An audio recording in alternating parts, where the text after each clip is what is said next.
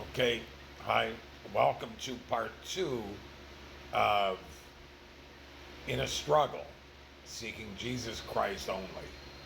That's who I seek, that's who I lean on, that's who I trust, that's who I call to. So today I got my results from the biopsy for my infection in my leg after having a broken bone operation. I had both bones broken in my right leg. I was hit by a car, left there. The woman did not talk to me, she ran off. I'll get into that later in this series. But it took 3 weeks to get the operation. I'm in the Dominican Republic, a third world country. I have no medical insurance, no money, no income. I'm truly living on the blessings of God as we speak. So, in the first video of this series, I talked about my mother had killed my father when I was 4 years old. I was living in Toronto, Canada. My brother Edward and I were the only two children at the time in the home. After she had killed my father, she was arrested and put in jail, and we were taken to what I refer to as more of an orphanage, but a foster home, with a lot of other children that had come from very bad situations in this home.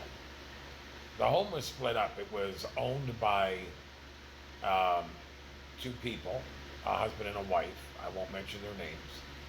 And they had two of their own children. So the house was kind of separate. We as the foster children, not their own biological children, were kind of in a separate situation in the house. And their family, the mother and father and the two children, had their own lives in a separate part of the home. We lived in a very small town, Mount Albert, Ontario. It was a big house, beautiful little town. And at the age of 4, this was where my life was about to take a very, very strange and hard to understand turn.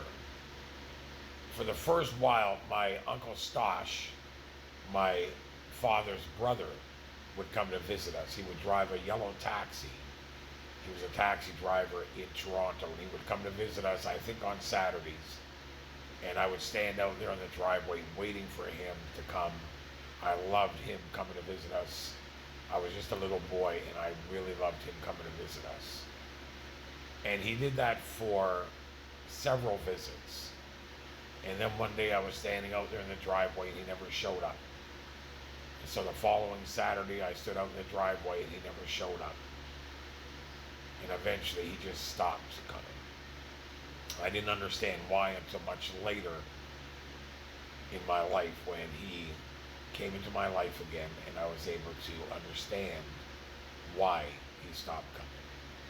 But in that home, and I don't want to put too much on those people, but they were very abusive to me personally. I was a tough kid.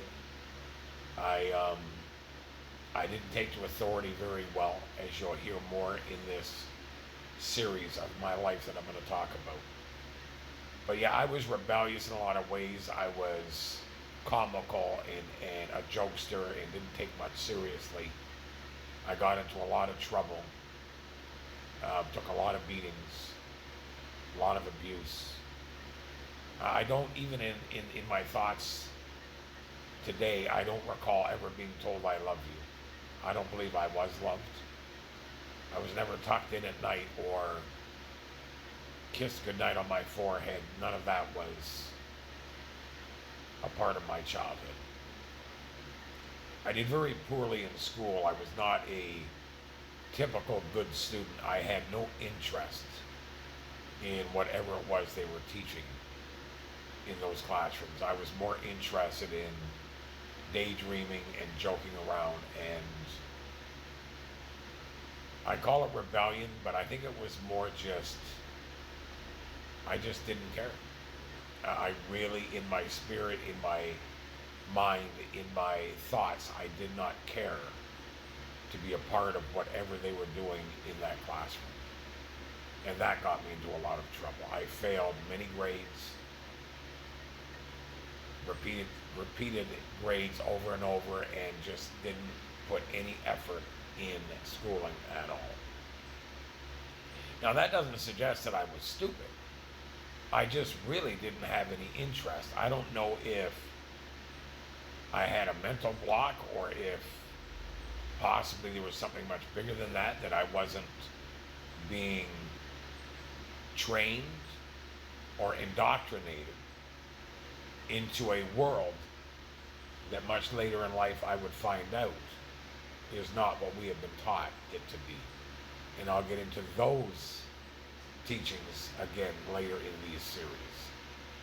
Again, this is part 2 of this series, and I'm only doing this in hopes of bringing people to an understanding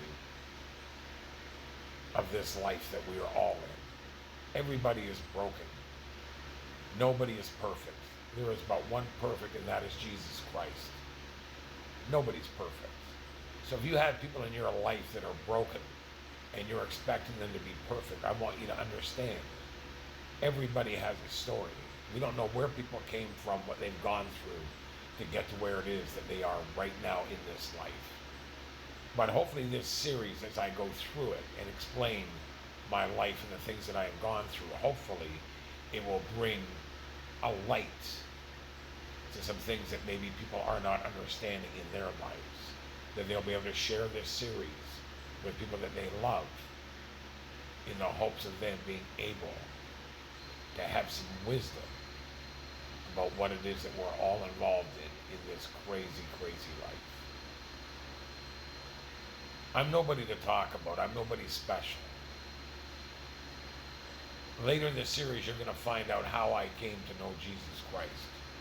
I'm going to bring you through a lot before we get there. For now, I just want to just share my life with everybody and allow people the opportunity to hear my life. And hopefully, it will bring some peace and understanding to somebody. Like I said, I'm not special. I'm laying here in the Dominican Republic. I have my daughter in Canada. I have 2 daughters. I'll talk about them later. I have 2 daughters in Canada, which we've had a rough relationship. I was not much of a father growing up for them children. I have grandchildren that are now in my life in video, because I'm not there, I'm here, I'm stuck here, and I'll get into why I'm stuck here down the road in this series. But it is an absolute blessing that I'm able to talk to my oldest daughter, Shannon, who I love, absolutely love, and my 2 grandchildren with her. Actually, I have several.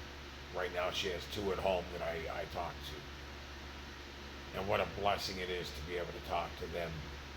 The other night I was talking to Kavea, my granddaughter. She's 9. Beautiful, beautiful girl. And we were just talking, and she's not very talkative, like she's, a little shy. And so we talk. And she was laying in bed, and I was here in my bed, and we were just chatting, and I see she laid her head down on her pillow, so I began to sing to her. Just words that I was making up, just, I love you, Kavea, I love you. I love my granddaughter, yes I do. And I was just singing to her, and she fell asleep as I was singing to her, so I hung up.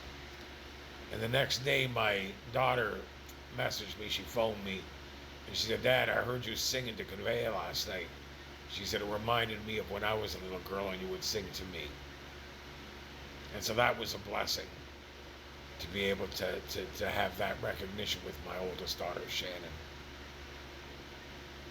I'm going to get into a lot in this series. I hope you see your way through it, and I hope it brings some light in your life.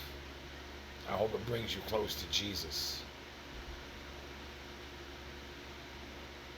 I hope that you find some love, peace, and joy as you listen to my story.